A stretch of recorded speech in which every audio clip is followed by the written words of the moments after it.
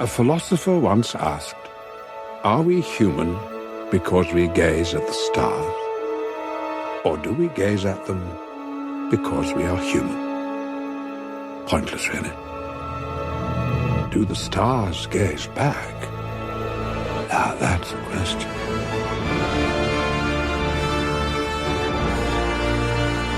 Welcome to Now Playing's review of Stardust. This is the story of how Tristan Thorn becomes a man. For to achieve it, he must win the heart of his one true love.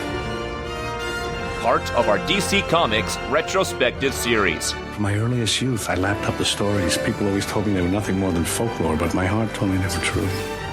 Hosted by Arnie. You're strong and courageous. And cunning. Most importantly, cunning.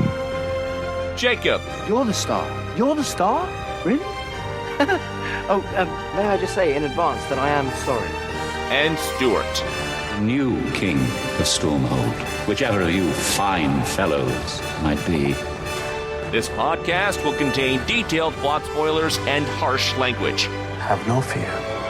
No one on this vessel will harm you, but there are plenty who would. Listener discretion is advised. All right, Twinkle Toes. I'm going to count to 3. 1, 2...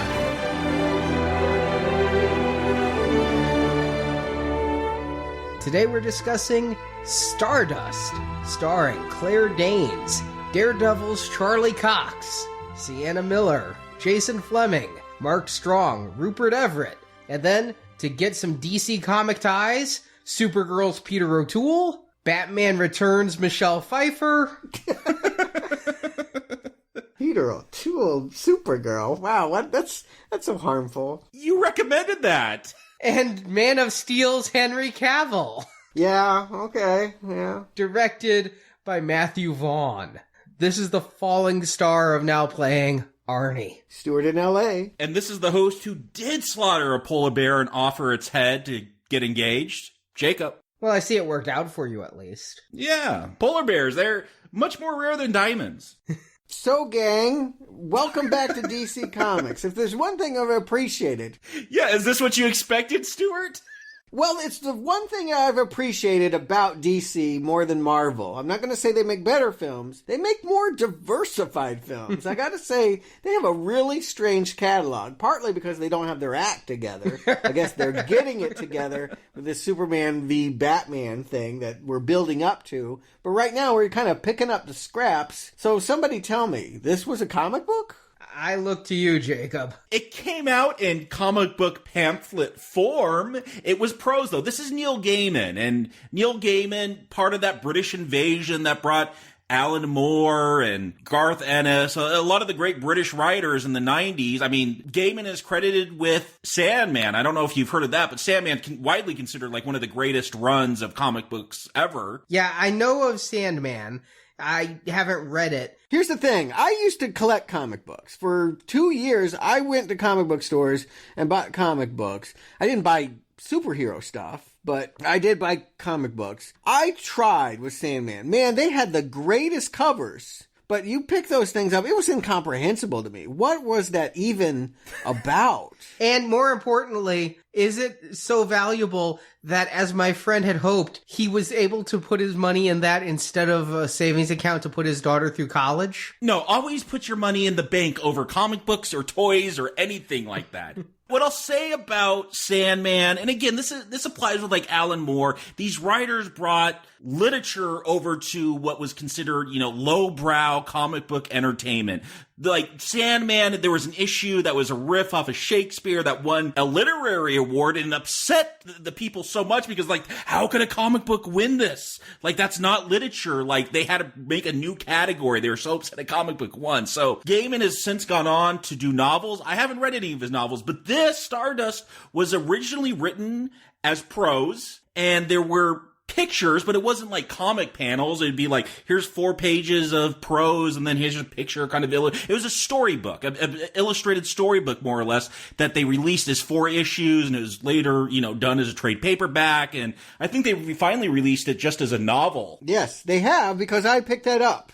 Because Neil Gaiman does have this reputation of being better than comic books. That there is something about him that like, oh, I don't read comic books, but I do read Neil Gaiman. Like, yeah, Alan Moore, Frank Miller, there's that certain strata that carries the aura of artist. And so I kind of wanted to know what is Neil Gaiman's thing here. I could never make sense of Sandman. It would have these bizarre, surrealistic painted covers, and then you'd open up the pages and it was all about like hope and fate and destiny, and were they gods? I don't even know what it was. Yeah, it was about the Keeper of the Realms. All my friends that liked Ursula Le Guin and those fantasy writers insist he's a great writer, so I was going to prove it. I've read it. I'm not going to cover it, Books and Nachos. But to prepare for this movie today, I did pick up the unillustrated version of Stardust, and I read it. And I've heard of Neil Gaiman.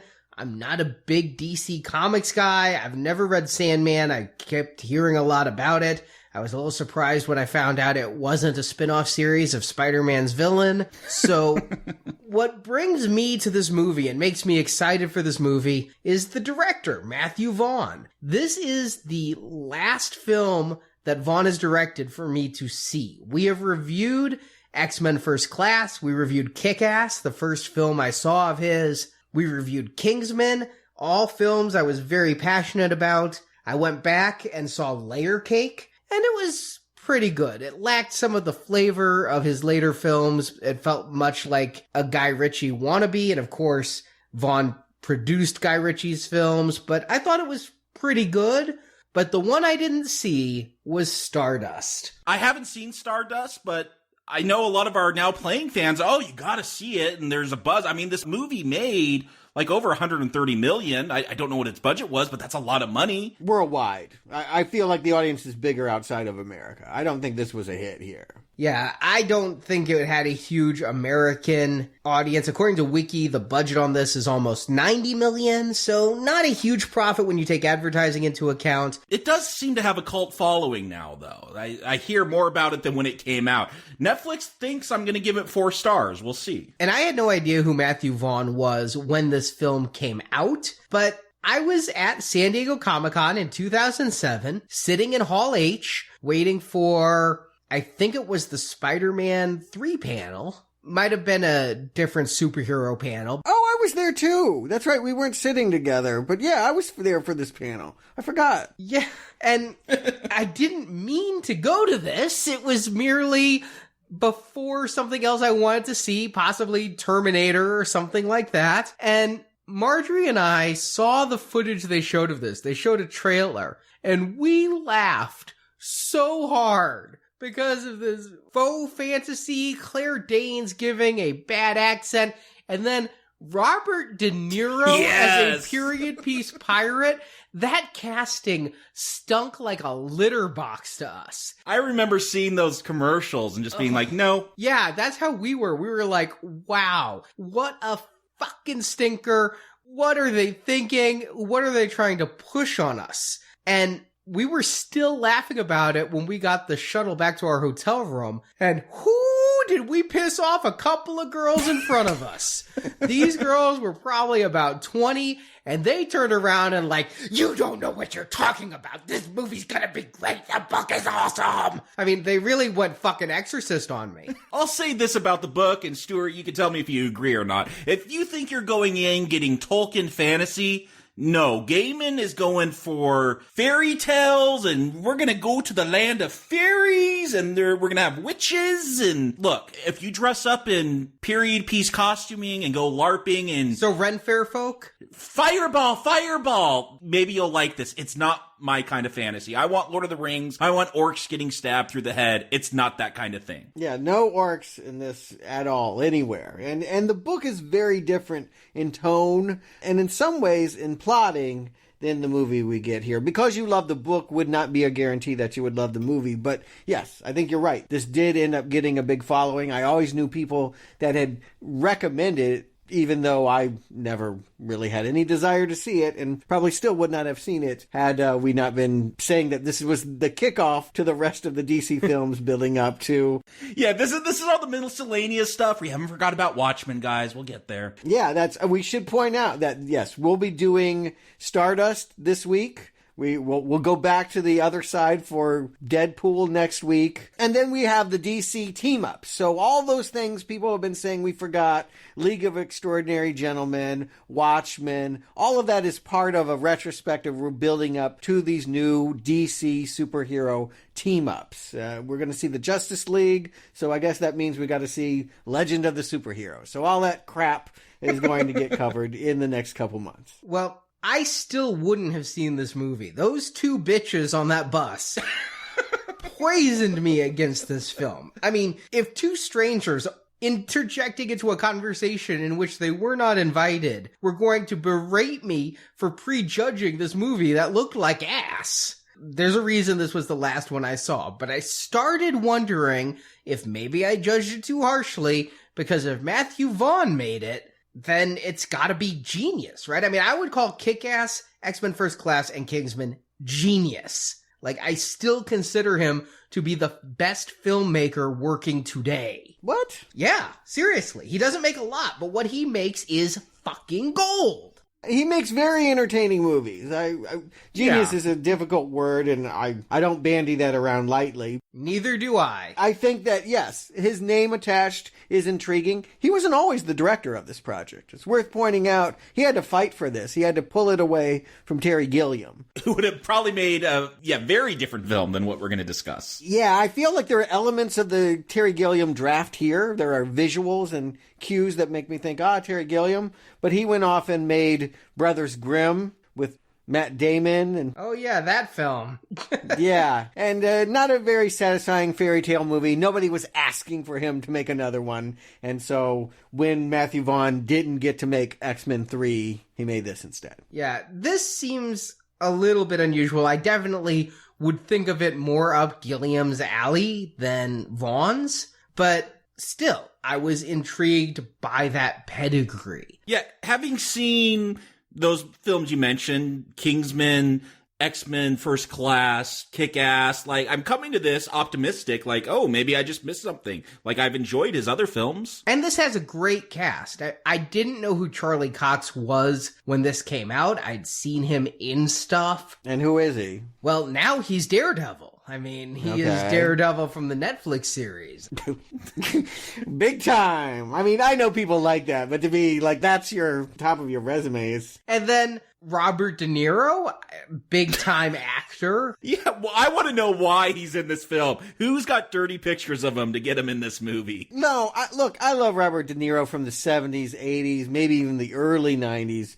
But by 2007, he is not drawing you to a movie theater. He had done that Rocky and Bullwinkle crap. I mean, he had made a lot of garbage. Yeah, Robert De Niro is known for taking cheesy paycheck gigs here. There's nothing about this movie that was intriguing. I can honestly say there was nothing when I looked at the previews or the people involved that made me say, yeah, I'm going to enjoy that. It's a fantasy film. Those who donated and heard our Lord of the Rings series a year and a half ago know that isn't my go-to genre, but I was happy to get the opportunity to satiate some curiosity by watching it for this review. Well, why don't you tell them what you saw? Let's give them the plot. Let's see what we think of Stardust. Charlie Cox plays Tristan Thorne, an English boy who yearns for town hottie Victoria, played by Sienna Miller. Victoria does not return his affection, but when the two witness a shooting star, Victoria promises she'll marry Tristan if he returns the star to her. But to get that star, Tristan must travel beyond the wall that separates England from the magical land Stormhold, a land Tristan's father Dunstan had entered once before. Dunstan reveals that he had gone to Stormhold once where he met a beautiful princess. That princess, Una, played by Kate McGowan, was captive of an evil witch, but Una and Dunstan shared a night of passion that resulted in Tristan. Una had left her son a Babylon candle that allows instant travel to anywhere. So Tristan uses it to go to the star. But rather than a hunk of rock, Tristan finds out that in Stormhold, a fallen star becomes a gorgeous woman.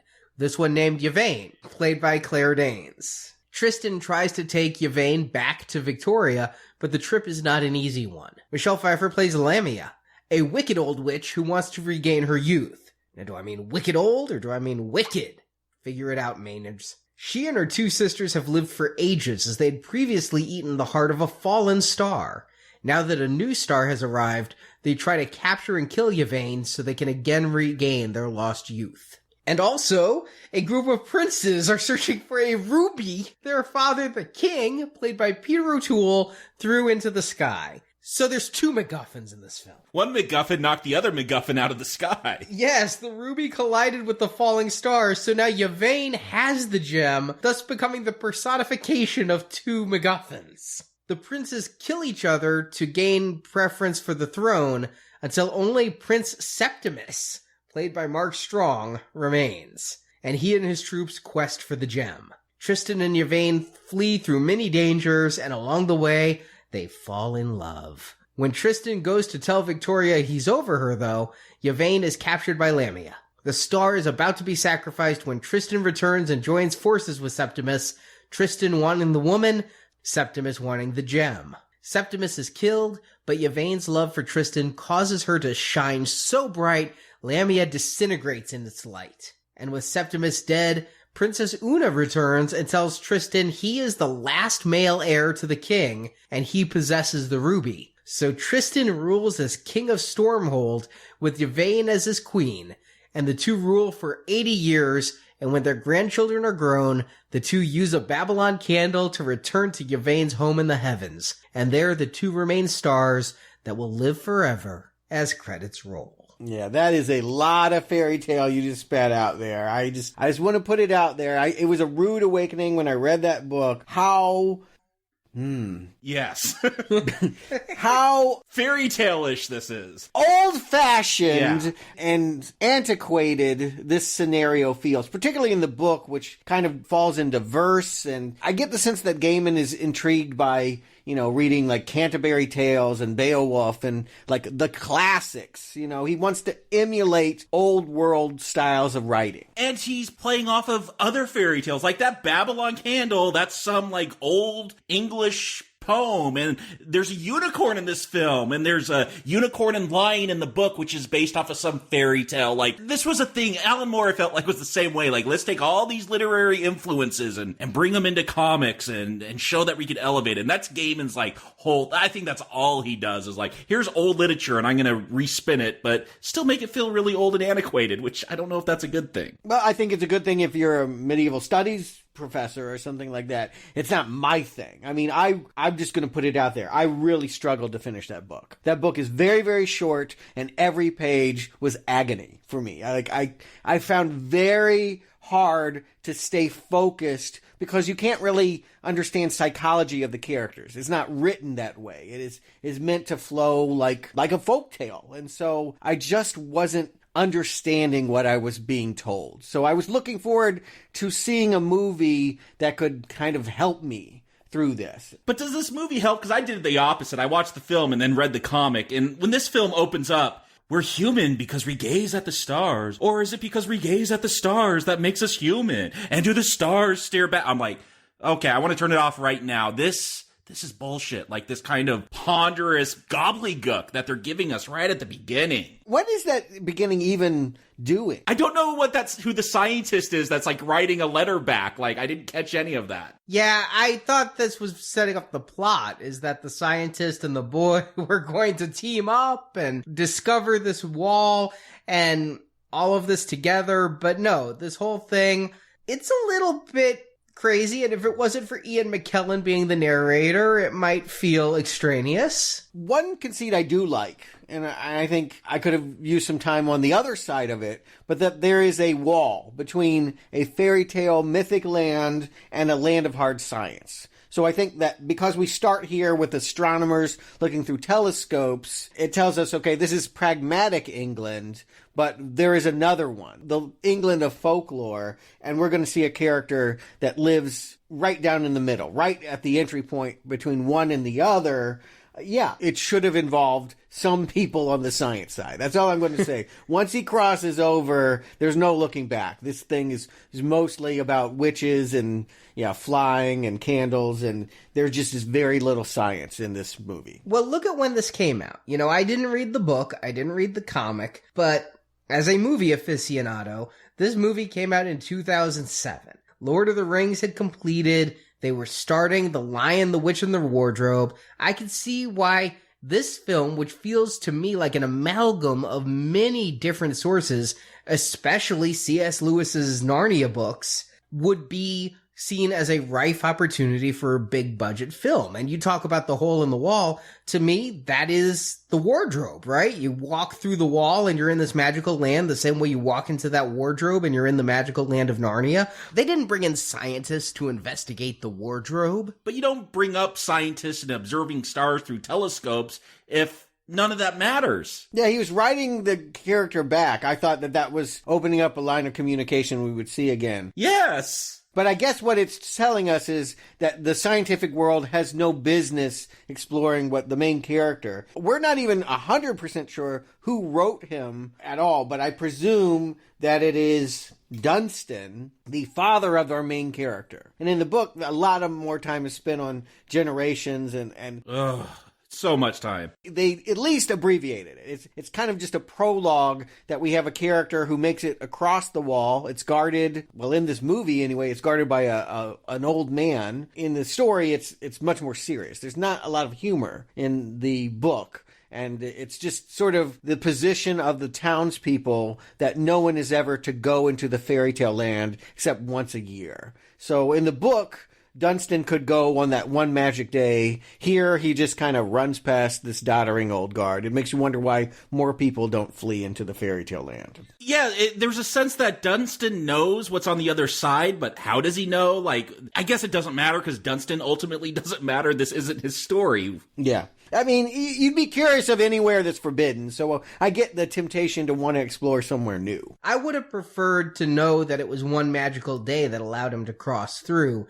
Because, yeah, why doesn't everyone? I mean, the wall even has a hole, you know? Mm-hmm. It's got a torn down spot. It's not a very high wall either. No, you could probably vault it. Yeah, there's a festival every year, and so people, like, you know, they don't look beyond the wall, but once a year, they'll go out there and they'll see all of these things. It looks like that festival is happening all the time, the way they have it here, that he just goes and there's tents where all these, you know, magic eyeballs and what have you. And really poorly CGI'd eyeballs and tiny elephants. Like, ooh, this CGI is rough. Yes.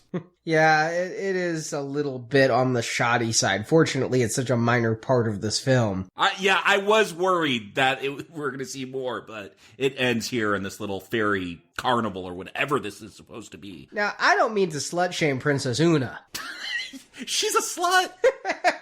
He walks in and she gives him a flower, and I'm thinking, since she's a captive, she's a slave to a wicked witch, and she announces herself to be a princess, I'm thinking that she's actually trying to get free or something, but apparently she just is really attracted to this guy and just wants one night. And he must have been a good kisser because she sold him this frozen snowdrop flower thing for the price of a kiss. And then after that, she's like, come into this trailer with me, big boy. I don't really understand anything that is happening here. I really don't. I can only describe what is being shown on the screen. Attributing motives? Yeah, I don't know. I just want to break it down for people. If it sounds confusing, it is. There is a princess that is turned into a bird, but sometimes she's a slave at a market for a witch, and she decides to hook up with the one human that's crossed over there for reasons that really are not clear in this movie, and returns to him 9 months later to give him his son he didn't know that he sired. And then we quickly jump 18 years later where Tristan's all growing up, but he's kind of he's a wimp. He's unmanly. Yeah, his dad's like was all daring and willing to jump through the hole to get to the princess's hole. But yeah, his son, he's bullied by Humphrey, by Superman, the Man of Steel. Well, if you're going to be bullied, that's a good person to be bullied by. But yeah, I was a little bit confused. I came into this movie knowing nothing. So I honestly thought that we were going to see an entire movie about Dunstan. So that we jump forward 18 years and it's about Tristan. Okay, all right, I'll take that. But that Tristan is so in love with Victoria, played by Sienna Miller, I can see why he'd be infatuated. But I'm glad the movie goes the way it does, because I'm watching him beg for her affections, and I'm like, you know, dude, you kind of need to move on and find a little bit of self-respect. Yeah, I mean, it's a classic scenario. We see it in movies that aren't fantasy-based. Teen Wolf. That basically, the nerd loves the popular girl when the girl he should be with is closer at hand and more down to earth. That character hasn't shown up yet, and indeed, she isn't supposed to be down to earth. But yes, this feels... in the movie version, it feels like it's telling us he's wanting something he shouldn't have. When I was reading that book, I thought that these were the fairy tale lovers. And I think we're led to believe that Gaiman enjoys leading you to believe that this is the story of a boy so infatuated with a girl that he's going to go catch a fallen star for her. Yeah, but not this Tristan. I mean, he is such a pushover. Like, I don't want to watch this person's story because he is such a wimp. He's like willing to do whatever for this Victoria that obviously has no interest in him. I'll be a little even crueler. Who is Charlie Cox? I think this was maybe his first movie. Who thought he was a leading man? Like, why would anyone want to watch a movie with this guy? There's just nothing appealing about him. He's Daredevil. Didn't you listen? Yeah, whatever. I'm not going to watch that show. Well, you really should watch that show. But I should watch that show? Yes, you should watch that show. It's a good show. But he'd worked in other stuff before then, mostly European stuff. It is kind of a ballsy move to bring this guy who was mostly an unknown and give him the lead.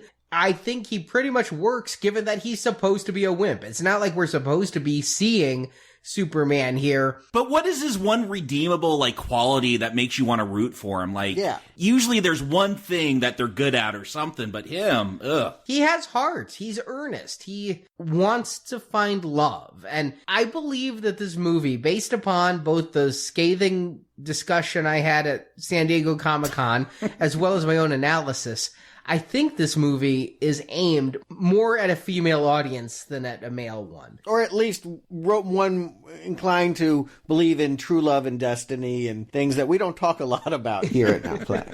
Yeah, so I think the fact that he is a good, honest man looking for love is right there a relatable quality, and women will see him as cute and feel like he should be able to find love, and men may relate to them because maybe I'm the only one on this podcast who's ever pined after someone who didn't give a shit about me, but I find that to be a relatable situation. Oh, no, this is very relatable. No, I think we've all been in that situation, but at least I don't want to brag too much, but, you know, I have some redeemable, like, there's things that I am good at. I don't want to brag, but I have a redeemable quality. Yes, Jacob, you do. No, but, like, Tristan, like, he gets fired from his grocery clerk job because he wants to go on a walk with Victoria. Ugh, he can't even keep a job. I think that's sweet that he likes her more than his job. Now, admittedly, I have friends who have lost jobs because of girlfriends and I call them idiots. But here, I'm finding it sweet. Yeah, he's a dreamer. I get that. For me, it's strictly the performance. I feel like another actor in this, I might get that charm. I just don't think this guy's appealing. He's just not someone you want to pay attention to. No, I don't. I can't deny that terribly. I think that he is fine for the role he's cast in, but this first half hour of the film was actually really hard for me to get through because we're introduced to a lot of characters. We're introduced first to Dunstan, then we're introduced to Tristan, and then we're introduced to both the princess and Victoria. And then we see Victoria has another beau, played by an also pretty unknown at the time, Henry Cavill. And as if this all isn't enough, and it really is, because I'm not really linking to the characters, all of a sudden we jump into Stormhold and meet Peter O'Toole, the dying king, with 4 surviving sons, all of whom are willing to kill each other for a chance at the throne. Yeah, well, he's had 9 sons, and they've slowly been killing each other off, but they're all around because they stay as ghosts. And, like, I don't know if they could see the ghost, but... And all the sons are named after numbers. Primus, Septimus. You've just given the film away. There's a princess. I bet you she's a princess to this king, and you have Tristan, 3, like that's a number. I'm reading the bones here. I see where this movie's going. Oh, I didn't see that. What number is Septimus? 7. They're all named after, with their birth order. Oh, okay. Primus is the first, the oldest, and Secundus, I mean... Okay, well, I got Tertius and Secundus, but Septimus is beyond my knowledge of how to count at that level. Yeah, I think Spanish. It's all those Latin roots. I have an idea to throw out here. Wouldn't it be more helpful just to be here in this realm and not play with the wall? Like, I don't know what you really get about the quote-unquote real world, which doesn't feel very real. It feels as artificial and quote-unquote enchanted as the other side. It just doesn't have as many magical powers. Wouldn't it just make sense that Tristan could just be one of these brothers? And we wouldn't need all of that crap of the setup. We can just have it be this guy that's supposed to be going after a necklace, and he ends up falling in love with the star that it hit and knocked to the ground. We could, but I think if you look at this as a fairy tale scenario, and this is such a trope in stories, is that you live in this real world, like the Neo scenario, where you want more than your average boring life. And so he wants more. He needs to discover this kingdom. That makes it even more special that he's discovering magic and that he's a stranger in a strange land. If he'd grown up around this, it would not be as interesting a tale, and we wouldn't have this avatar into this world who we are using to find out as things are explained to us as they are to him. Well, I got an avatar into this world, and I don't know how much I still understand it, but we're going to find out his dad could have just told him everything at any time. Like, it wasn't... Again, Tristan, you suck. You take no initiative. Like, your dad's going to go, oh, yeah, by the way, here's all this magical stuff that was left with you so you could go on this journey. It's just... I don't like Tristan, so I don't care if he's from our world or from Stormhold. Yeah, that's exactly it. Is if we were in a world that felt like ours, it would be magical to discover this crack in a wall that took you to another realm. But all of this feels so romanticized. You know what I mean? Everything about this feels so precious. It is a romance. Well, then there's no escape from it. Why not just stay on this side of the wall? There's no reason to run off. If you don't create a harsh environment, fantasy and fairy tale doesn't offer anything new. I do think if Terry Gilliam were directing this would not be some enchanted little village. He tends to focus on the real world as being very harsh and nasty. Maybe sometimes too harsh. But if you look at Time Bandits or, Fisher King, any of that, I mean, there is a world that you want to escape from. And thus the appeal of fairy tale land. And I think Tristan is trying to be more than he is. He's trying to grow. But again, in this first half hour, I'm not really getting that. Because we are introduced to these princes. There's 4 of them still around. You say you could streamline the story by making Tristan one of the princes. I think you could streamline the story by having less princes. But I understand that this is supposed to be a source of comedy here. This is a comedy movie. Yes, I understand in an intellectual way that there is a thing called humor. Yeah, I'm not going to say it's funny because of course it's not. But yes, this is supposed to be working as a charming laugh riot. And you know what? Indeed, this almost works. The idea that all these brothers have gathered to watch their father on their deathbed and Rupert Everett gets pushed out the window and ends up being one of the ghosts is, I mean, I get that this is a family that doesn't care about each other. They don't even care their dad's dying. They just want the crown. To me, that's more compelling than anything from the Town of Wall. I guess that's all I'm saying is we don't spend enough time with these brothers for them to ever feel really integrated with the story. And yet I feel like there may be more interesting characters. Yeah, I think Mark Strong, Septimus, his bad wig, he should have just killed all his brothers off here at the beginning. The fact that we're going to have multiple brothers here at the beginning is just... It belabors the point. Next we're going to get 3 witches. We already had 1 witch with Una. Now let's get to 3 more. Yeah, this, though, I'll give it some credit here. Michelle Pfeiffer. First of all, she looks amazing for 49. Except when she's under this haggard age makeup. I was like, actually, she's a raggedy old woman, but I know what you mean. Yeah, once she eats the rest of her star she has in a little cup or whatever. I really thought that the other two would also turn out to be famous people, because I was really getting a Hocus Pocus vibe off of these. Yes, thank you. I've never seen Hocus Pocus, but I know that's a big deal with, like, Disney people. And, yeah, I was totally thinking Hocus Pocus throughout this. I was also saying those words to make it go away. And also, I got a little bit of Witches of Eastwick, but that could be because Michelle Pfeiffer was in both. Yeah, practical magic. There's a whole There's a whole bunch of shit with witches, and I never watched them, but yes. Oh, I love The Craft, and I love Witches of Eastwick. Practical magic. You do? Yeah. Oh, yeah. I recommend on both those, and not recommend for Natural Magic. But this one, I like the quest. I understand her motivation. I get that we now have a bad guy. I mean, the princes are buffoons, but they're not bad guys. They're just greedy. They're murderers. Of each other. But they're not going to hurt the character we're supposed to like that falls from the heaven. Yeah.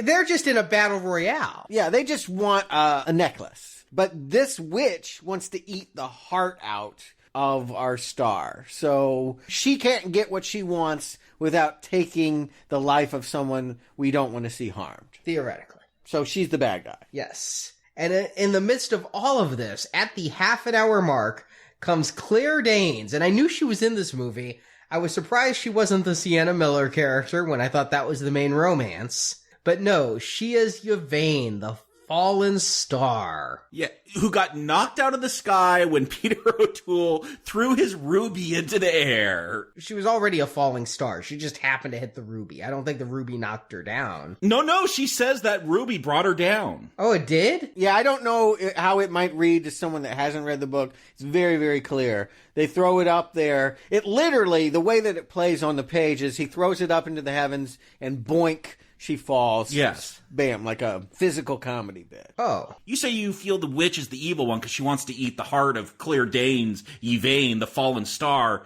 I wish I cared about this fallen star. Like, no personality here. Fallen star indeed. I mean, boy, yeah. Claire Danes, they said she was going to be the new Meryl Streep, right? That was always her rep. Who said that? Who said it? I want their head. When she came out on the scene in the early 90s, she was spoken in the same breath as Winona Ryder and lots of up-and-coming actresses. She did a movie with Winona. Yeah, she had the it girl status. My So-Called Life set people up with the expectation she was going to be a major star. All I know is T3. That's all I know. Romeo and Juliet was a hit with the young audiences. I don't know that it best demonstrated her acting ability, but right after that, she just kind of vanished.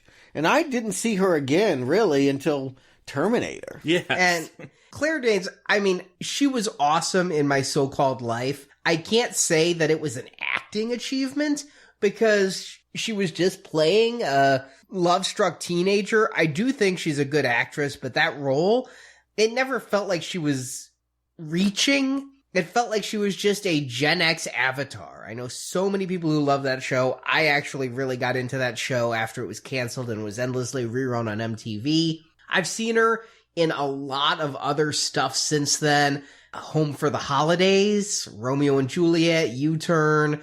But yeah, she just is in a lot of stuff I don't want to see, like Mod Squad. Stardust. Stardust. Yeah, I mean, I want to give her a real strong compliment. When Homeland first started, those first couple seasons, phenomenal. And she is fantastic in that show. Deserved all of the praise and the Emmys that she got. I lost interest in that show. I hear it's okay, but I'm not going to watch it anymore. But she proved to me in that series she was capable of great dramatic range. But I oftentimes feel like she's in things I don't want to see. And the way that they have this set up is that a star has fallen from heaven, and she's the thing that everyone wants. It would be nice to have somebody in the part that you want to see, but... Well, I think she does fine here. I think she looks really good the way they've made her up. Here's my problem, and I'm going to compare this to a film. It's been a very long time since I've seen it. It has a strong following, I think for many of the same reasons as Stardust, The Princess Bride. Like, Buttercup. I don't know what Carrie Elway sees in Buttercup. Like, she seems so bland, and I feel like Yvain is the same way. Like, she is so bland. I mean, she sparkles, and I guess Tristan digs that later on, but no personality here. I don't see why you'd want to go through what you do for this woman. He doesn't want to do it for this. I mean, this is the setup. Well, I know at the beginning, but he's going to go through a lot of shit for this person, and I don't see her have an arc where she becomes, like, some desirable person. Well, it's there, but whether you are charmed or won over by it is another matter entirely. No, I'm not. Short answer. And I actually am, because when she shows up a half an hour into this, I actually wanted to turn this movie off. This whole thing was such a jumble that when Claire Danes shows up, I'm like, I knew which way the arrow was going to point, I thought. Yeah. I'm curious to know when you wanted to keep watching. It was not here when he puts a leash on her and starts to drag her to see Victoria. Wait.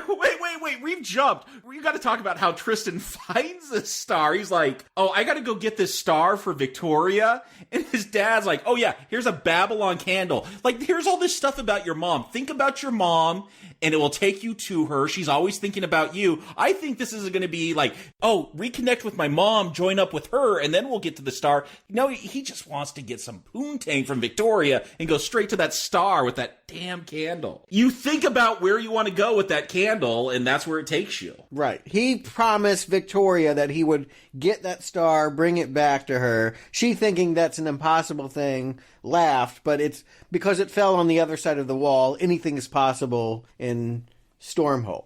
But yeah, it's irritating to me that suddenly the old man guarding the hole can do karate, and the only way that he can get there is to light a candle. Like, lighting a candle is not a great dramatic device to get a character to another place. I just want to put that out there. They do it several times in this movie. I find it incredibly irritating. I mean, the witches are pissed off that they don't have Babylon candles anymore, and that Michelle Pfeiffer is going to have to take this long journey of 100 miles to get to the star. Like, everyone wants to use those candles. Invent a damn car, you're magic people. I am just going to say that, yes, a candle for travel sounds stupid, but is it any stupider than some of the other magic ignits we've seen that provide this kind of thing? Is it any stupider than a ring of power? Not really. Yes. Not really. It's just we grew up with rings of power. We didn't grow up with candles of teleportation. Look, I played Zelda. Jewelry was magical. Candles you just burn stuff up with. If you wanted to travel magically, you used a flute.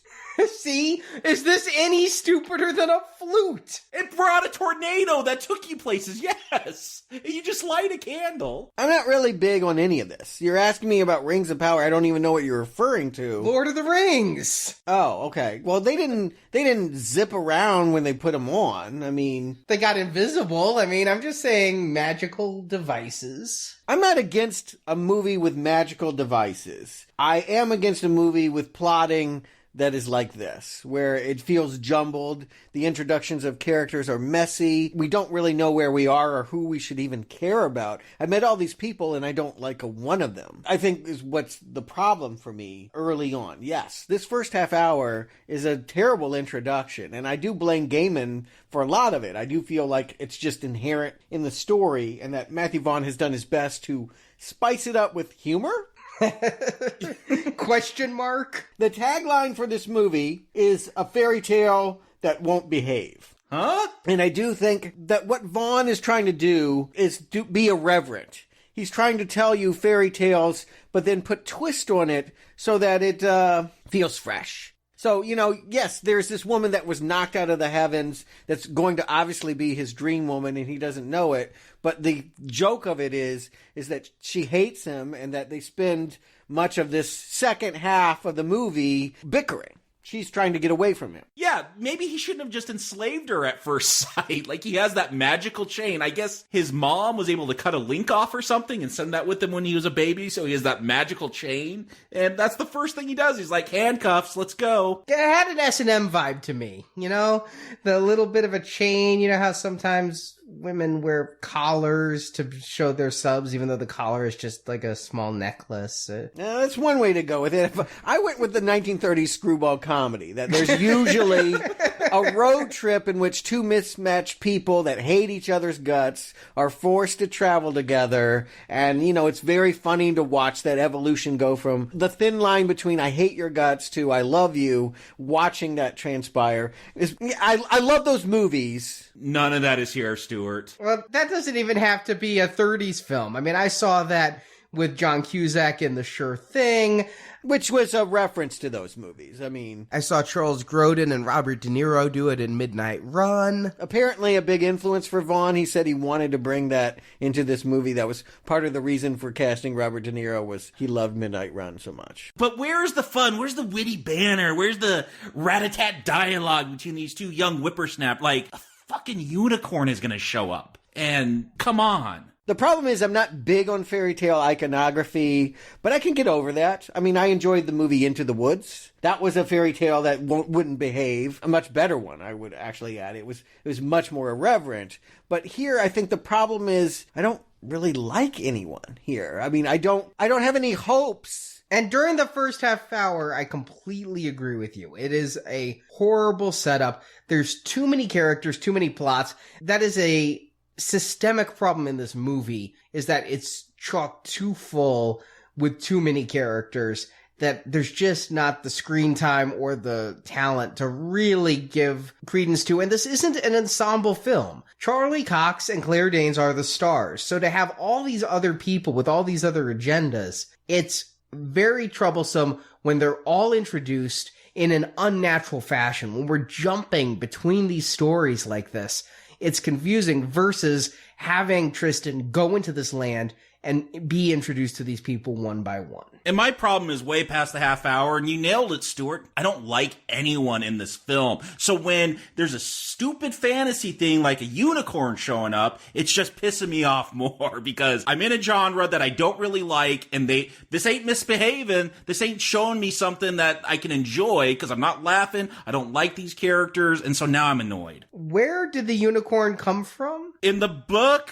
there's like a lion and a unicorn like fighting each other, and Tristan, he does something. He figures out, oh, I can save this lion, and then this unicorn, like, Tristan does stuff. And here, no, Tristan goes, where does he go, to find food or firewood? And the unicorn just walks up. The way it plays in the movie, the way I take it is, because she is not of this earth, even in Stormhold, no one gets to see a star, like, she is it from the heavens. I think magical creatures are drawn to her.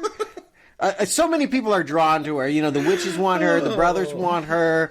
I mean, I don't want to be an apologist for this. I think that Vaughn did an okay job streaming a book that had ideas. Yeah, he had tough material to work with. I don't know how you flesh out some of this stuff. I mean, a lot of it is just not there on the page, and they decided to fill it with a comedic take. Put air quotes around comedic. Yeah, I'm not laughing, and I'm never laughing at this movie. I do not think it's funny. You mentioned Princess Bride. I think that might have been what they were going for. Princess Bride is a funny movie. Into the Woods, a funny movie. This, I can't think of a moment that made me laugh. There were a couple moments that made me laugh, and they usually involve Michelle Pfeiffer's character. As she starts going out, she becomes this younger, exceptionally hot, older woman, and she ends up encountering some farm folk and turns this guy into a goat to help pull her carriage.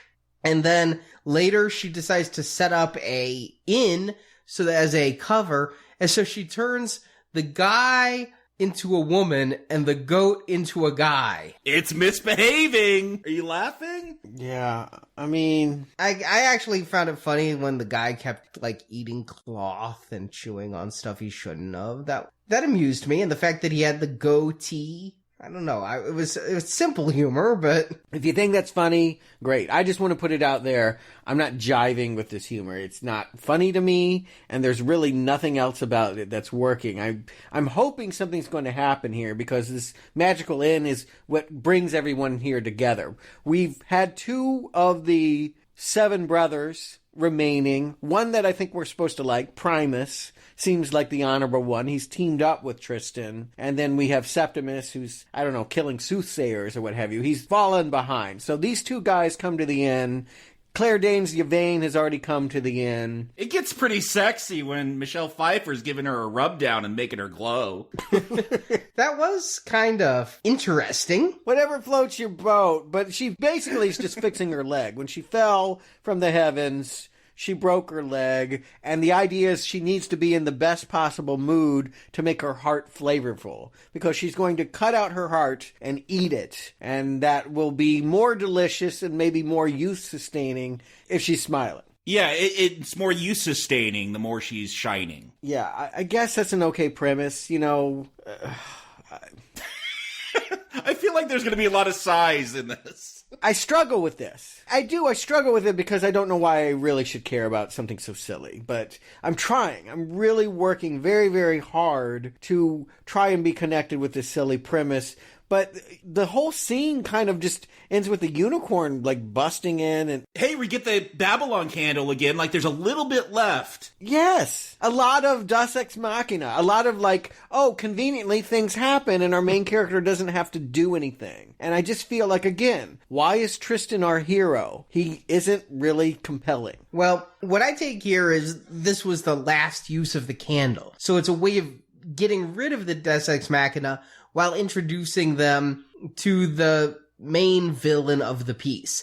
And then the road trip really begins, because now they can't just teleport anywhere. But they're on a cloud because they thought about going to different places. So they're stuck on a cloud? I don't know. Don't give me... I don't even really want to talk about the next half hour of this movie. It's a magical land, Jacob. I mean, you're going to start questioning that? You played Mario, and Mario could jump on clouds. I do feel like Terry Gilliam had some fun with this kind of stuff in Baron Munchausen. If you ever saw that movie. Oh, I love that film. Yeah. Yeah, we saw, like, the idea that sailing and ships in the stars, that was an idea explored in there. And that's the thing. If you have characters I like, you have action that's exciting, you have humor that... If you have things that work, I'll go with your stupid little fantasy and sit on a cloud. The fact that lightning pirates are going to show up now... And this is brought in for the movie. This isn't even in the book. I could have liked this. I mean, I do feel like it's a Gilliam touch. And yes, it was not in the book. To me, to make this kind of stuff, I won't use the word shit, to make this stuff work, you need to fight against the twinkly fairy dust element of it. You need to work extra hard to give us grimness and starkness so that when we get the enchanting moments, it's nice. It's welcoming. If everything is so fluffy, it just becomes overwhelmingly cloying. And I just feel like Terry Gilliam would have found moments that were perversely funny, maybe inappropriate, shocking stuff. Everything that happens to these two just feels so precious. They learn to dance and sword fight from the pirates. Yes. All right. So we meet Robert De Niro, who is a butch pirate who's really a closet whoopsie, I think is how they refers to it. Yes, he's a cross-dresser who really wants to be, you know, Nelly and not have to play the role that his father pirate made him play. Okay, whatever. All right. I found that to be rather amusing. Again, his humor is subjective, but he was not working for me. He was living up to every bad expectation I had when he was playing a pirate, when he was trying to put on that accent and really be a mean Captain Hook kind of person. He was not working for me. The moment he goes down there and starts becoming, like, literally a hairdresser, I'm like, okay, this is unexpected.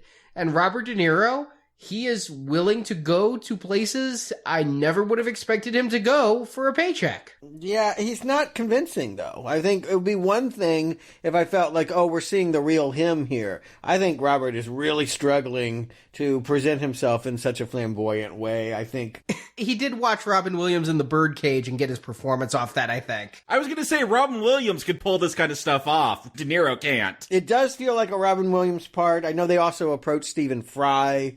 You know, they went with actors that were in personal life gay.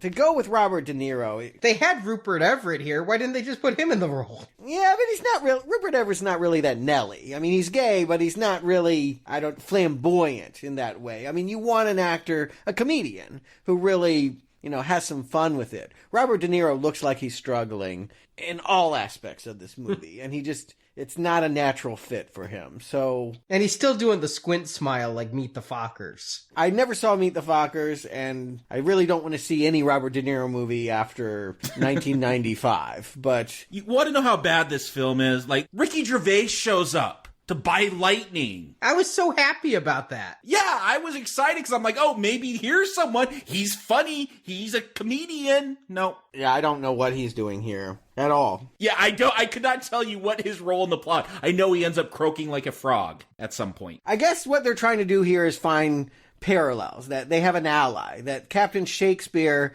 is afraid of what other people will think if he shows his true self, and that's kind of what these lovers are going through here too. Yvain is falling in love with a guy that she doesn't want to. She's telling on herself because she literally starts glowing when they're dancing around on the deck. And then Tristan, he is pursuing Victoria maybe for the wrong reasons, maybe because she's the prettiest girl in town and not because he knows anything about her. I don't know. These conflicts aren't very interesting. No, we have moments like Tristan's gonna run into Una and the witch, but Una's a bird and he's gonna get turned into a squirrel. Like, I don't know why all of this stuff is in here. Does any of this matter? Can't we just have one witch? I mean, I really find it irritating we have this Ditchwater Sal who has Una, the bird slave girl, that runs into Michelle Pfeiffer, and she does a witch forget number on all of this. It feels so labored and intricate. It is too many characters. By the same token, again, I think they're going for humor with the witch fight and the you won't see the star even if she's standing in front of you, leading to a lot of are you talking to me kind of jokes. They're putting it in here trying to make this wacky. None of the jokes are hitting for me. The only thing I can go on is that the performance given by Charlie Cox and Claire Danes tells me they're falling for each other, even though I'm not quite sure why they would, other than perhaps Stockholm Syndrome, but... But we see Tristan cut a lock of Yvain's hair, and he runs off. He goes to cross back into wall. Well, that's after he beds her, though. I mean, they profess their love for each other and spend the night together. Apparently, yeah, for a medieval times... Oh, read about, like, the Victoria era. And it's nothing like how you think. People were banging in the streets. Like, yeah. Read the actual history. It is lewd. Okay, well, this is not a Jane Austen story. I'll just say that. No, that was all pomp and circumstance to cover up what was really going on. All I have to ask is, Arnie, I feel like out of the three of us, you're the one that most gravitates towards romantic comedy. You're saying the comedy's not working. Do you want this couple together? I mean, do you want to... I mean, obviously we're being told that Tristan shouldn't want the girl back home, that he should be with the star. I think that's a weird lesson to teach. That, oh, no, you should disappear into a world of make-believe. That's much better than dealing with reality. I mean, ugh. I do want them to get together because from the very beginning, the movie was telling me, and I got it loud and clear before I even knew that's where the movie was going, that he should not be with Victoria. And that the two of them are together and they're having the fun on that boat, splashing in the water together. It's working on a very basic level of, rom-com romance. And I don't see it as escaping to a land of make-believe. I see this as him leaving the boring home to go to a more exciting place. It's not like he's off in a make-believe land any more than Wall, his city, is make-believe. He is venturing out from home and becoming self-actualized from the wimpy person none of us liked in the first act. Once he gets off Shakespeare's ship and he's learned to fight and he's started to flirt with Yvain and really started to become a man, I get behind this character. It's pretty late in the film. We're about an hour and 15 in. Yeah, too little too late for me. There's only 45 minutes left, but about the time that Yvain completely falls for him, I'm like, yeah, this is a guy who's probably worth falling for. Now, they do that silly roll in the hay that ever since Attack of the Clones, Stuart makes me realize, hey, that never really happens. Yeah, no, it's embarrassing. But you expect it more in a fairy tale environment. I mean, that is, I guess an acceptable trope here. But yes, I have come to like him, and I see the change in him, and I think Charlie Cox does a good job of some subtle acting that shows the character standing taller and being more confident. I mean, I think it's weird that he even feels like he has to go tell Victoria to fuck herself.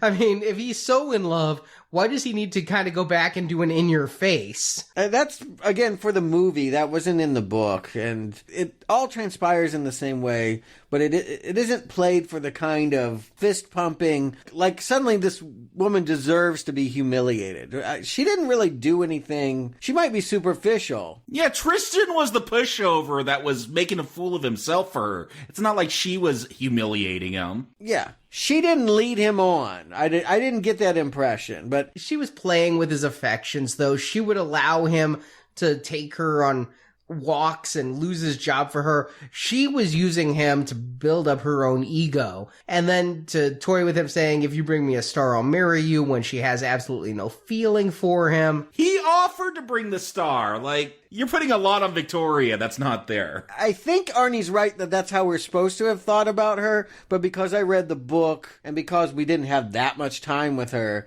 I just never came to the conclusion that she was a negative influence that Tristan had to break away from. I agree. I think it's the wrong impulse to go back and drop her in the dirt and have a sword fight with Superman and say, see, I've come back to prove that LARPing is a great way of becoming a man. I think that was a bad character moment. I feel like more should have gone wrong from this. He should have learned that pride cometh before the fall. He should have had a major fall at this point. Like, honestly, I thought Yvain would die because I didn't think she'd die forever. I mean, you know how things go in Snow White and the magical kiss and whatnot. Yeah, they set it up that if someone from Stormhold crosses that wall, she would turn into Stardust, I guess. Yeah, a big rock. She'd no longer be a magical human star. She'd be a meteorite that just thuds to the ground. She'd die. And so she is despondent because he didn't leave a note because he couldn't find a pen and the clerk misremembered the message. So she thinks he used her and left her to go back to Victoria. She is wandering towards the wall. And I thought for sure that his pride would end up that she crosses the wall, turns into a star, he has to grieve, but this is all a land of magic, so something would happen to bring her back. Better than what happens. I like your idea more. And probably the witches, because they want her back because of the heart, and so Tristan would have to make a sacrifice in order to bring her back, and then they try to eat her heart. That's where I thought all this was going. But no, he gets back in time, and she's just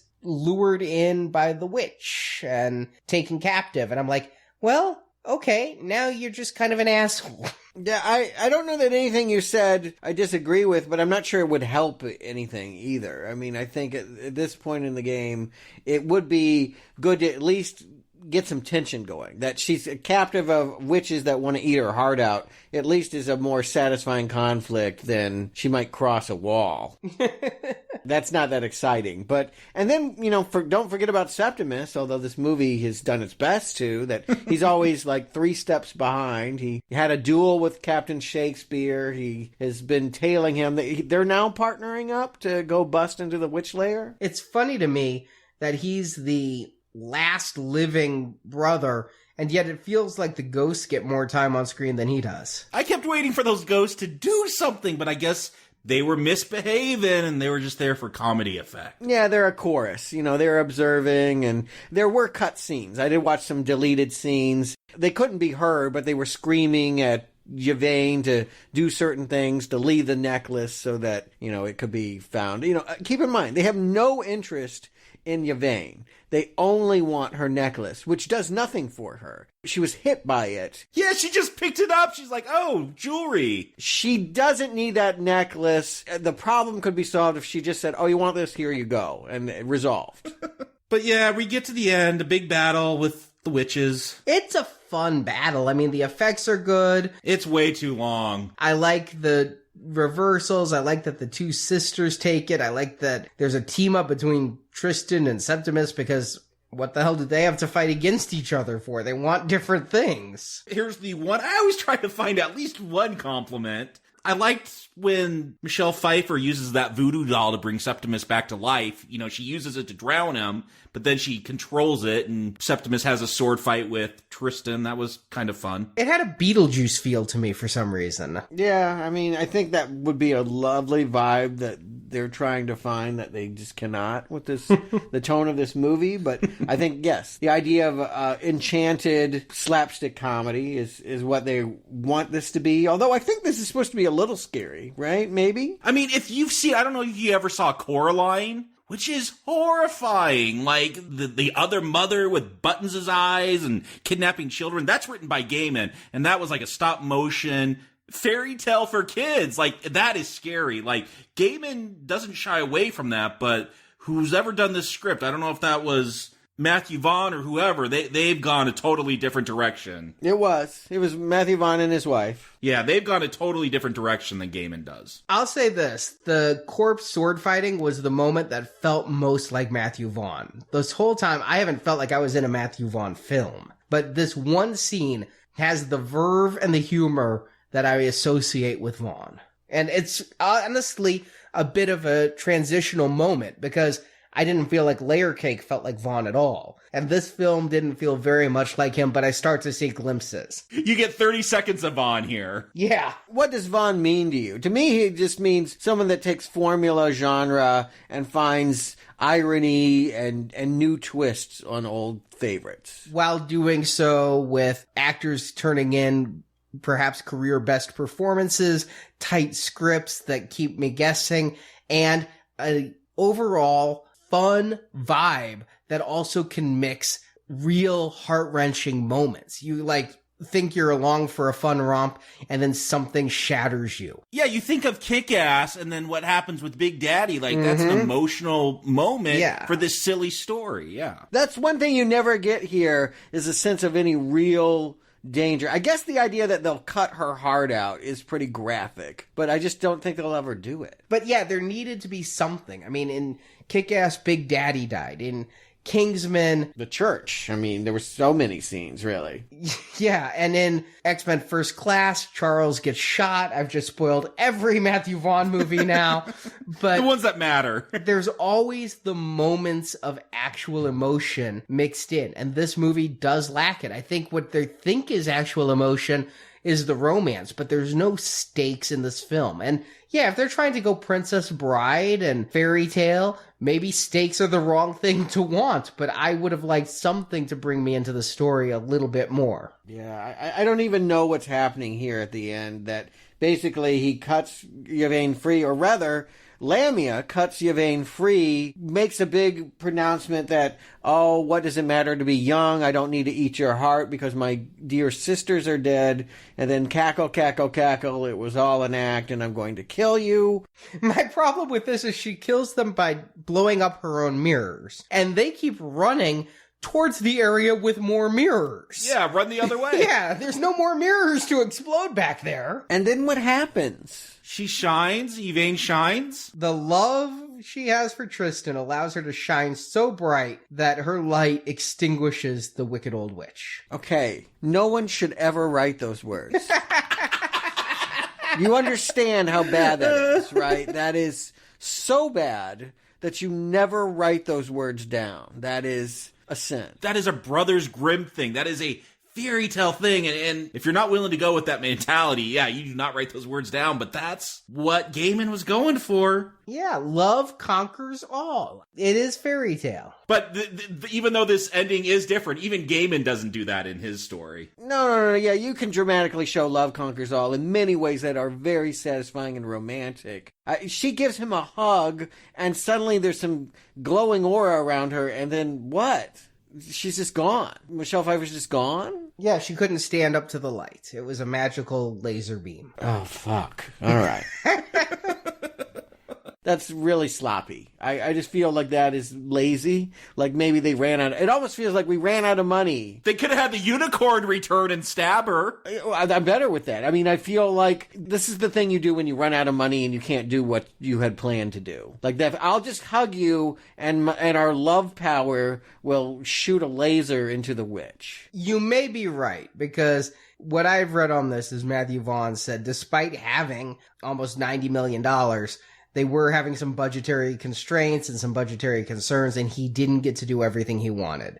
So maybe that is the reason for this compromised ending. Yeah, I have to believe something else was going on here, but then again, maybe not. Yeah, no, there's more problems with this ending, because I gotta call bullshit. Una, she's the last heir, but no, you can't have like a female takeover. So sorry, Mom, I gotta be the king now. You don't get to be queen. Like, she was enslaved. I am fine with a patriarchy. I really am. I mean, there are governments that do that. What bothers me about this isn't gender equality issues. What bothers me is this is the most obvious damn twist in the whole movie. When she says she's a captured princess in the first scene. Well, that's what I said. I called this out right at the beginning. Oh yeah. I mean, it is so painfully obvious that I feel condescended to when the movie decides to tell me all this. I'm like, everybody knew this. There is only one kingdom, so therefore there's only one princess. And as soon as Septimus dies, obviously Tristan is next in line for the throne. And Jacob, it wouldn't be dramatically satisfying if Una was suddenly queen and now we had Prince Tristan. No, in the book, Yvain and Tristan, they actually, instead of ruling for 80 years and then becoming stars, they actually travel throughout the universe to prove their love, and then they come back and reign. You could add something like that, easily solved. Mom dies, they come back to reign after traveling. Gender equality, the end. Nothing you're saying is fixing what's wrong with this movie. I will say I hate the idea that there's a coronation ceremony in which Victoria and Humphrey and Captain Shakespeare have all come to watch. Like, who's Shakespeare giving kissy lips to? There's some random guy. I don't know if it was Humphrey. I don't know, but he was making eyes at someone. I just wonder why they brought Victoria over the wall just to rub in her face. That's what I'm saying is like, okay, you didn't even believe in falling stars and all of that, and now you're in a magical kingdom where the guy you jilted is being crowned king of whatever. I guess they just needed an end to bring everybody together. That's what endings should do. That's a fairy tale ending. This is just a badly constructed story. I'm feeling bad for Victoria at this point, though. I was fine with her getting a one-time in your face. Of course, they're playing it like, oh, I should be with him. You know, they're really eviling her up with the wrinkled, snotty nose at this point. But it's still just like, why did they bring you over just to do this to you? That's a little cruel. Yeah, again, it's a simplified moment. It allows us to feel superior. These characters aren't morally complex. I don't know what to tell you. You know, they get another candle, they're going to fly up to heaven. At least the book ended with some sense of tragedy, that he was a man and he would die and Yvain would go on. They didn't end up with a happily ever after. But this is pretty traditional fairy tale stuff. I would have been fine with them ending on the crowning. It's a little schmaltzy to then say they rule for 80 years and turn into stars. It works for me in Clash of the Titans, but it just isn't working for me here. I just didn't need them to have that 80-year rule and then become stars. I guess I didn't want to see them die either, but are they dead? I mean, are they still up there in love? I don't know what to read this. As long as they never come back, I don't care. I won't ask. I won't bother them. We're not doing a sequel if it ever happens. Yeah, we are. No. So, Jacob, Stuart, do you recommend Stardust? Jacob. I recommend Angel Dust over this one.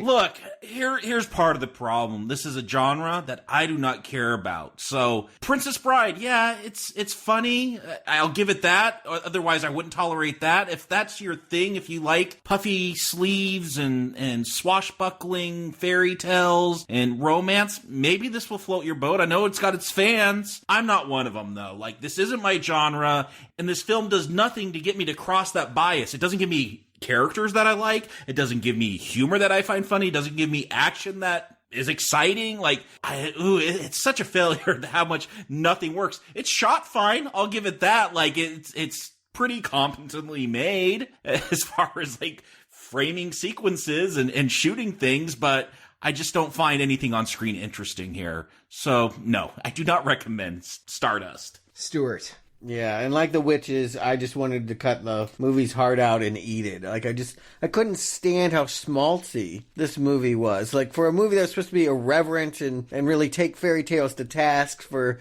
maybe having contrived lessons, I feel like this is the most contrived of them all. I honestly, there's no difference between this and a Disney movie. I mean, I would expect this kind of thing from that big budget Cinderella thing. I mean, there's nothing irreverent here. I mean, a couple jokes about brothers killing each other notwithstanding, it really does lack the humor that I think has been an asset for Matthew Vaughn in some of those other films. But again, this movie has been so focused on romance that I feel like it fails in all other capacities. And so you could only like this movie if you wanted to see two cute kids fall in love. But I don't know.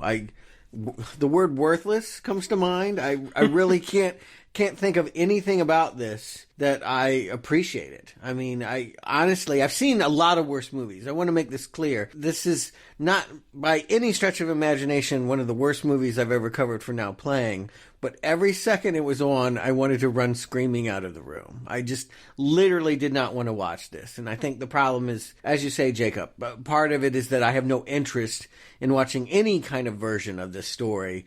But I also think that this is a failure of filmmaking. I think that this is an unfunny movie that's trying to kid itself into thinking that it's smarter than fairy tales. It's a strong not recommend for me, and a terrible way of getting back into DC Comics. I'll agree that the first half an hour, I did want to turn this off. I have many other things I could be doing with my time than watching a movie that, when my wife Marjorie came in at the 30-minute mark and said, "How is it?" Because, of course, we had the whole bus thing. She was curious if we were wrong. My response to her is, putrid. If this turns into a Green Arrow, I'm going to be really amazed. But then the movie went on, and it wasn't putrid anymore. Put that on your poster. Come in after the 30-minute mark. It's not putrid. Mm-hmm. Show up 30 minutes late, and it won't be putrid. It became a little confusing, and I never got into it. But after that 30-minute mark, I didn't see anything really to hate. I didn't see anything to like either. So I was just kind of at that, well, I don't really care moment. And to me, I'm like, well, if I don't really care, but it's a genre that I don't really care about, then that's probably a weak recommend, because then people who would actually think of seeking this movie out will like it. But talking to you guys, yeah, there is a lot of flaws here that perhaps after by comparison to that first act, the rest of it looked great. But the rest of it isn't good. It just looked great by comparison. Another tagline for the poster. The second half is great compared to the first half. Yeah, I mean, it's kind of like saying you'd sleep with Michelle Pfeiffer in that old age makeup instead of her fat sister in the old age makeup. I mean... It's a strange hole you're falling down, and yet I find myself agreeing. I don't even know what you're saying, but I think you're right. Makes more sense than the plot of this film. Yeah. So I'm going to give it a weak not recommend, Oh, thank God. That was the important part. I didn't mind it, but I did mind that first half hour a lot. I just want all of these on the poster.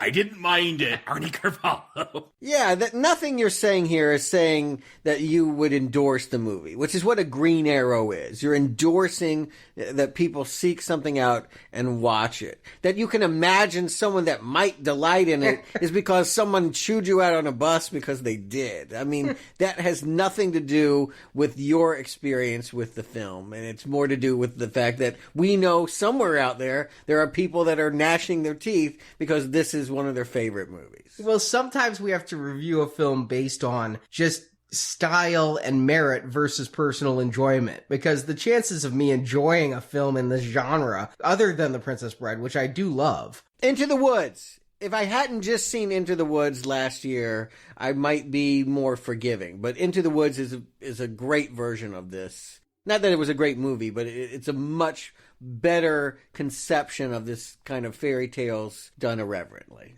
And I just think that you say a green arrow is an endorsement, and I see a red arrow as a damnation. And so I find it hard to damn the movie, but unless I think of that first half hour. So that's what's tipping the scale for me. That first half hour is amateurish. But I will give this movie one great compliment. It provided Matthew Vaughn a big budget to make an effects movie that would give him the experience he needs to go on to make some of my favorite films of the 21st century. So, in the end, it was all worth it to give me one of my favorite directors. More great praise. A stepping stone so the director can learn how to make a better film. Mm-hmm. You have to fail in life in order to succeed. Yeah, and so this is that failure. So, sadly, it's 3 red arrows. I almost don't feel like this movie deserves 3 red arrows, but it's got them. No, I was hoping someone on this podcast would like it so that they could... I actually wish I could talk to someone who would kindly tell me why they enjoy this movie. I literally watch it and I can't understand why anyone would find it entertaining. And it has nothing to do with the subject matter or the content. It just literally seems to accomplish nothing. I can't think of anything that it does that's appealing. I'm not trying to offend anyone. I'm just literally saying I don't get it. Loudly, admittedly, but I just don't get it. Well, there's a link to our forums from our homepage at nowplayingpodcast.com. And yeah, I mean, I understand there are people who like this movie beyond those 2 on the bus, but... Well, we don't know if they like the movie. They like the book. There are people who hate this movie because they like the book. If the way they chewed me out, they better fucking like this movie.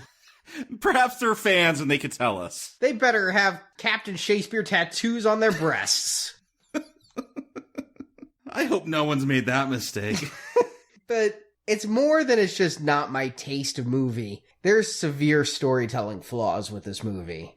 Yeah. And I've never seen Ricky Gervais be not funny except here. Yeah, I agree. It isn't just that I don't want to watch a fairy tale. This is not a satisfying fairy tale. I don't even like the lesson. What's the lesson? There's a lesson here? Yeah, in order to mature, he's going to run off to a fictitious land and live in his fake castle with his woman that fell from the sky. I mean, oh great. That's the same thing as going insane, isn't it? No, I think the choice was leave home, become your own man, and love a woman who loves you. You could go to London. You're acting like the only way to grow is to go across the wall. He could have gone to, there was a whole other continent. Go to America. There are other ways to mature. Most of us do that. Those that want to leave their heads in the clouds, that to me does not show great sense of maturity. That is not going to make you a better man. And that brings us into DC. Now, we're going to take a break from DC because we need it already.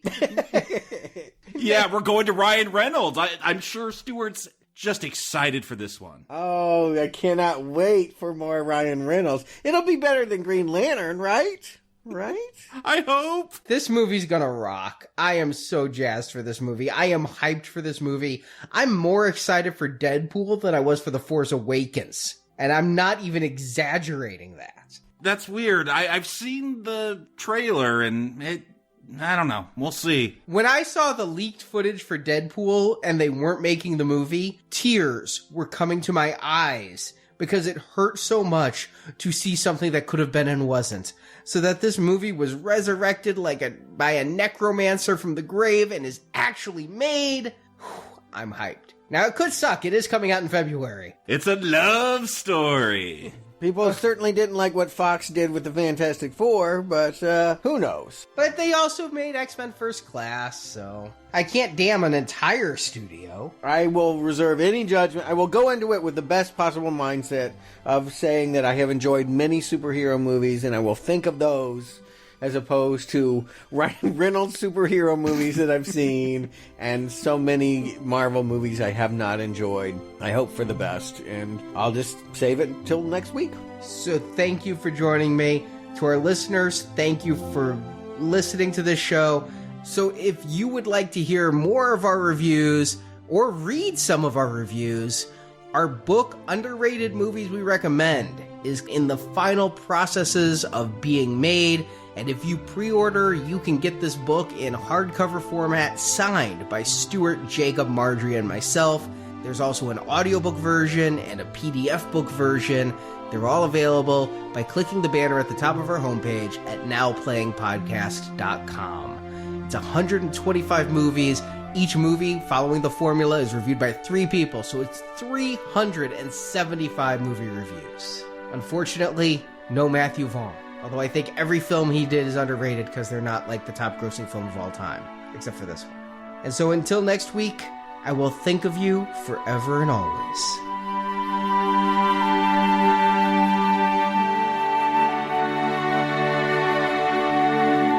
You know when I said I knew little about love? Well, that wasn't true. I know a lot about love. I've seen it. I've seen centuries and centuries of it. And it was the only thing that made watching your world bearable. To see the way that mankind loves. I mean, you could search to the furthest reaches of the universe and never find anything more beautiful. So, yes, I know that love is unconditional. But I also know it can be unpredictable, unexpected, uncontrollable, unbearable. And what I'm trying to say, Tristan, is I think I love you. Thank you for listening to this episode of Now Playing. We hope you've enjoyed the show. I do feel happier, less troubled.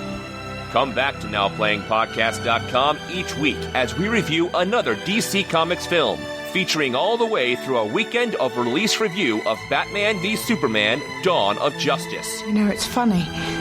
We used to watch people having adventures. I envied them. And while at NowPlayingPodcast.com, be sure to join our forums, where you can discuss the DC movies with other listeners. And in the NowPlayingPodcast.com archives, you can find reviews of other comic book films, such as Batman, Superman, Spider-Man, The Avengers, X-Men, The Punisher, and Fantastic Four. I could never have imagined an adventure this big in order to have wished for it. You can also listen to our reviews of other movie series, including The Fast and the Furious, Mission Impossible, Star Trek, Terminator, Predator, and many more. Find hundreds of movie review podcasts at NowPlayingPodcast.com. Are you tempted? Tempted? By what? Immortality? If you want even more Now Playing reviews, place your order now for the first Now Playing book, Underrated Movies We Recommend. Get reviews of 125 films our hosts love. You can order the book by clicking the banner at the top of our homepage. Little things like that make me happy. You can follow Now Playing on Facebook and Twitter, where we post announcements of new episodes and where the hosts post movie mini reviews.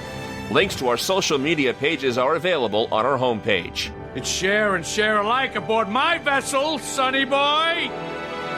Support from listeners like you help keep Now Playing operating. You can find a link to donate using PayPal at the bottom of our website, NowPlayingPodcast.com. I would go to the gold fields of San Francisco and bring you back your weight in gold. I go to Africa and bring you back a diamond as big as your fist. You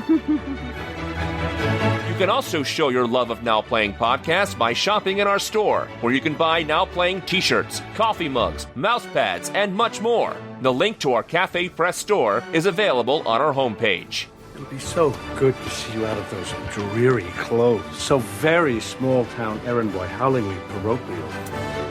Now Playing is edited by Heath and Arnie. Don't you ever sleep? Not at night.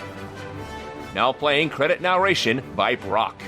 Sire, I've merely relayed to you what the rules have told me. I can do no more. Now Playing is not affiliated with DC Comics, Marv Films, or Paramount Pictures, and no infringement is intended. The young man returned that night to his home in England, hoping that his adventure would soon be forgotten. The opinions expressed on Now Playing are those of the individual hosts and may not reflect the opinion of Venganza Media Incorporated. How do I know you can be trusted? You don't. Why, do you have a choice? No. Well then, let's go.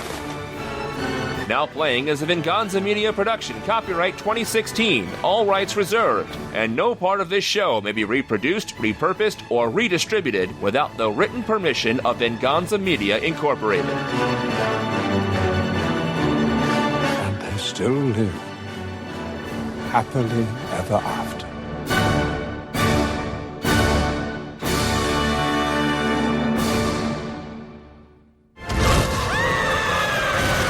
Well, now he's Daredevil. I mean, he is Daredevil from the Netflix series. Big time. I mean, I know people like that, but to be like that's your top of your resume is... Come on, we got Billy Crudup returning. We do? No, we don't. We have his adulteress girlfriend here. Never mind. Well, why don't you tell them what you saw? Let's give them the plot. Let's see what we think of Stardust. Oh, so many characters, so many factions. It kind of does feel like Lord of the Rings in that way. At least there's no names I'm going to feel like a douchebag saying. Septimus? All right, you may have me on one. For some reason, I kept thinking septic. Septicmus. That's how I think of this movie, too. Septic. That's my line.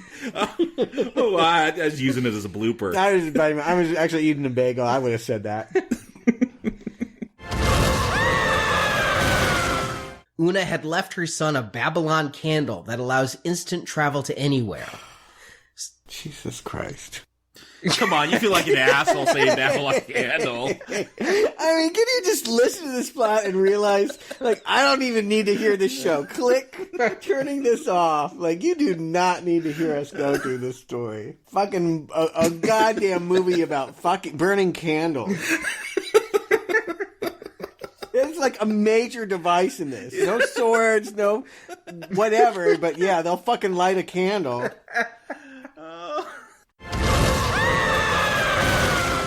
But rather than a hunk of rock, Tristan finds out that in Stormhold, a fallen star becomes a gorgeous woman. Or Claire Danes. Played by Claire Danes. Some people think Claire Danes is cute. Gorgeous is maybe a tough word. Star, too. She's portrayed as gorgeous. This film is selling us she's gorgeous. Is that what this film's selling? It's got to sell you a lot. Am I pronouncing this right? Yvain? Yeah. Okay. Because Vane would be too obvious. And returns to him 9 months later to give him his son he didn't know that he sired. Maybe it's just, this is the reenactment of Heart's All I Want to Do Is Make Love to You song. Maybe what the princess really wanted was a baby. Yeah. Does anyone know that song? I remember that, but wow, you're pulling something out there. Couldn't we have just been set in Is it Stronghold? Stormhold. Yeah, fuck. I want a strongbow is what it is. I'm thinking about like hard cider. I want a strongbow. I actually have one right now drinking it. Are you really? Yes, I am.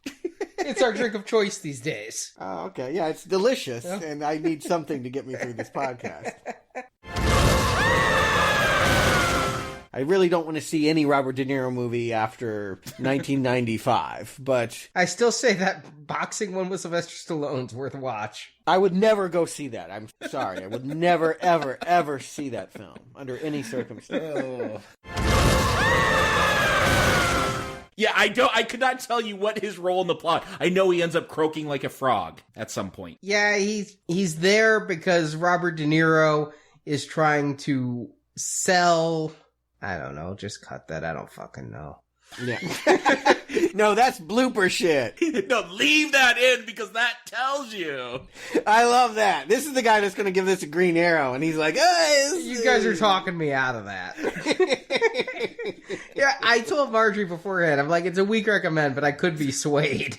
Yeah, I don't know what to recommend here. What? I was going to say I don't know what not to recommend, but you guys are giving me plenty. Mm-hmm.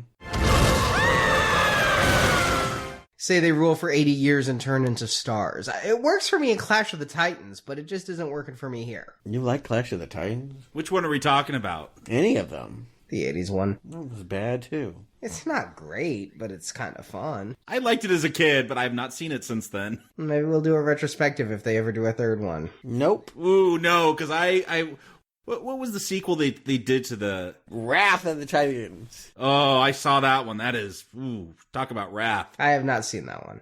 Trash of the Titans. Yeah.